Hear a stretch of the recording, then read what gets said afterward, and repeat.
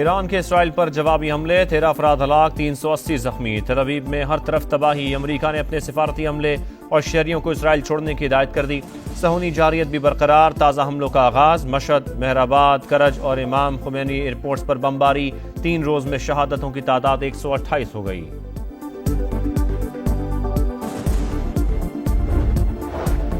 رابطے جاری، جلد ہم قائم کرائیں گے۔ ٹرمپ کا اسرائیل اور ایران کو پاکستان اور بھارت کی طرز پر معاہدے کا مشورہ۔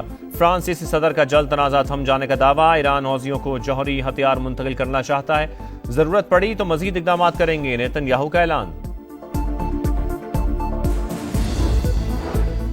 اور ٹرمپ نے حالیہ دنوں میں ایرانی سپریم لیڈر آیت اللہ خامنئی کے قتل کے اسرائیلی منصوبے کو ویٹو کیا۔ برطانوی خبر رساں ادارے رائٹرز کا انکشاف، اسرائیلی مشیر قومی سلامتی نے خبر کو غلط قرار دے دیا۔ مشرق وسطیٰ کے امن پر وار، چین ایران کی حمایت میں سامنے آ گیا۔ اسرائیل کی جانب سے ایٹمی تنصیبات کو ٹارگٹ کرنا خطرناک روایت قرار۔ ایرانی ام منصب سے گفتگو میں چینی وزیر خارجہ نے کہا، صہیونی ریاست عالمی قوانین کی خلاف ورزی کر رہی ہے، خود مختاری اور علاقائی سالمیت کے دفاع کے لیے تہران کے ساتھ کھڑے ہیں۔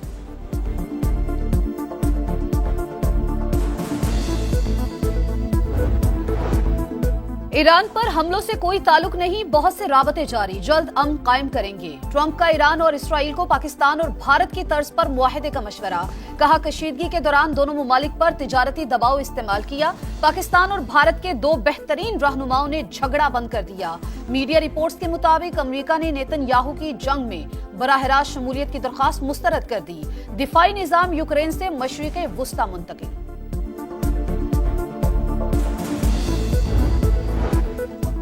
امریکہ اسرائیلی حملوں میں ملوث ہے، دستاویزی ثبوت موجود، سخت نتائج بھگتنا ہوں گے۔ ایرانی وزیر خارجہ کی وارننگ، عباس عراقچی نے کہا کہ اسرائیل نے ایٹمی تنصیبات کو نشانہ بنا کر ریڈ لائن عبور کی، جنگ نہیں چاہتے، مجبور کیا گیا تو دائرہ دوسرے ممالک تک بھی پھیل سکتا ہے۔ واشنگٹن کی نیت ٹھیک ہے تو صہیونی جارحیت کی کھلے عام مذمت کرے، جب تک حملے نہیں رکیں گے اسرائیلی اہداف کو نشانہ بناتے رہیں گے۔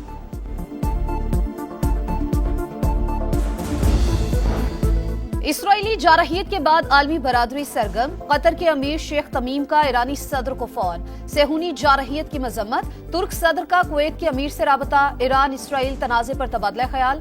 رجب طیب اردوان نے کہا، نیتن یاہو نے خطے کی سلامتی داؤ پر لگا دی، مذاکرات ہی تنازعات کا پرامن حل ہے۔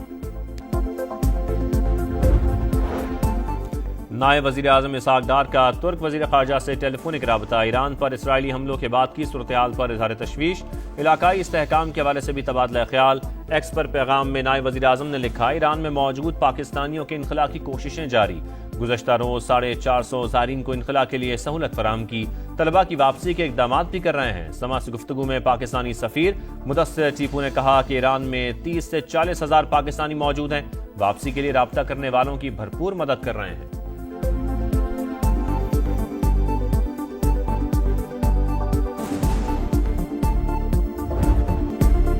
جنگ نہیں چاہتے لیکن بھارت نے پانی روکا تو پھر دوسرا آپشن نہیں ہوگا، سنتاس معاہدے کی معطلی کا فیصلہ واپس لینا پڑے گا، بلاول بھٹو کا 2 ٹوک پیغام۔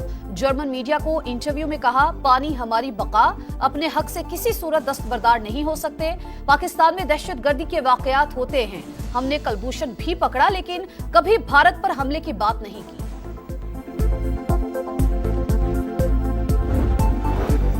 چیف الیکشن کمشنر اور 2 ممبران کی تقرری کا معاملہ، اسپیکر قومی اسمبلی کا اپوزیشن لیڈر کو جوابی خط، پہلے مرحلے میں وزیر اعظم اور قائد حزب اختلاف کی مشاورت لازمی قرار، پارلیمانی کمیٹی اگلا مرحلہ ہوگا، ایاز صادق کا موقف۔ آئی ایم ایف کے ساتھ طے شدہ شرائط پر عمل درآمد، 1 جولائی سے ڈیجیٹل پروڈکشن ٹریکنگ سسٹم کے نفاذ میں تیزی لانے کا فیصلہ، ایف بی آر کے مطابق انفورسمنٹ اقدامات نہ لینے کی صورت میں 700 ارب کے نئے ٹیکس لگانے پڑتے، سگریٹ، سیمنٹ، مشروبات، کھاد اور ٹیکسٹائل سیکٹر کی نگرانی بڑھائی جائے گی۔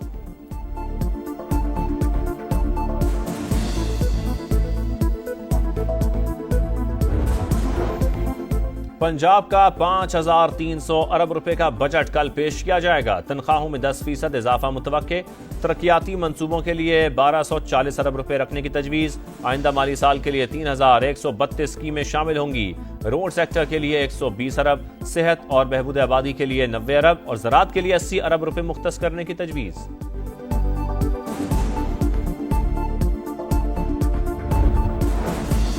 वजीर आला पंजाब का मजदूरों के बच्चों को कॉमसेट यूनिवर्सिटी के साथ कैंपस दाखिले देने का ऐलान। फीस पंजाब हुकूमत अदा करेगी। वर्कर्स वेलफेयर फंड ने दरखास्तें तलब कर ली। मरियम नवाज ने कहा, वर्कर्स के बच्चों के लिए आला तालीमी इदारों के दरवाजे खोल रहे हैं, अब कोई भी तालीम से महरूम नहीं रहेगा।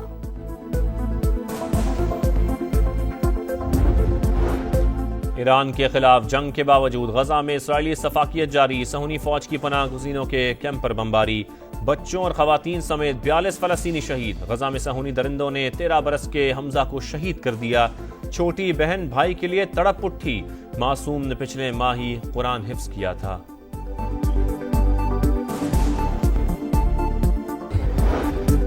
भारत में एक और फजाई हादसा। केदारनाथ में हेलीकॉप्टर गिरकर तबाह, तमाम 7 सवार हलाक। पुणे में पुल टूटने से मुतादिद अफराद दरिया में जा गिरे। 6 हलाकतों की तस्दीक, कई अफराद लापता।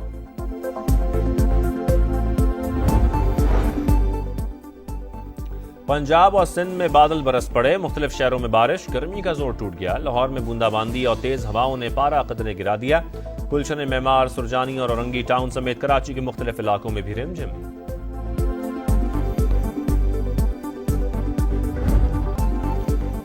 FIH नेशंस कप में पाकिस्तान ने जीत का सुनहरी मौका गंवा दिया। 2 बार बर्तरी हासिल करने के बाद ग्रीन शर्ट्स को जीत ना मिली। पाकिस्तान और मलेशिया का मैच 3-3 गोल से बराबर। कल जापान से मुकाबला शेड्यूल।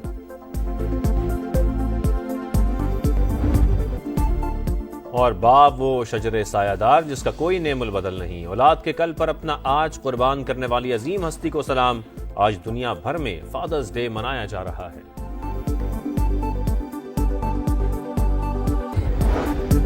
भारत में एक और फजाई हादसा। केदारनाथ में हेलीकॉप्टर गिरकर तबाह, तमाम 7 सवार हलाक। पुणे में पुल टूटने से मुतादिद अफराद दरिया में जा गिरे। 6 हलाकतों की तस्दीक, कई अफराद लापता।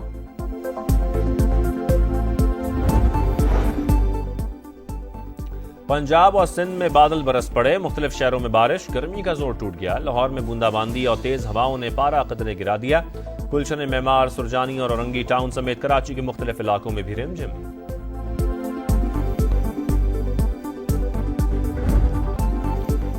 FIH नेशंस कप में पाकिस्तान ने जीत का सुनहरी मौका गंवा दिया। 2 बार बर्तरी हासिल करने के बाद ग्रीन शर्ट्स को जीत ना मिली। पाकिस्तान और मलेशिया का मैच 3-3 गोल से बराबर। कल जापान से मुकाबला शेड्यूल।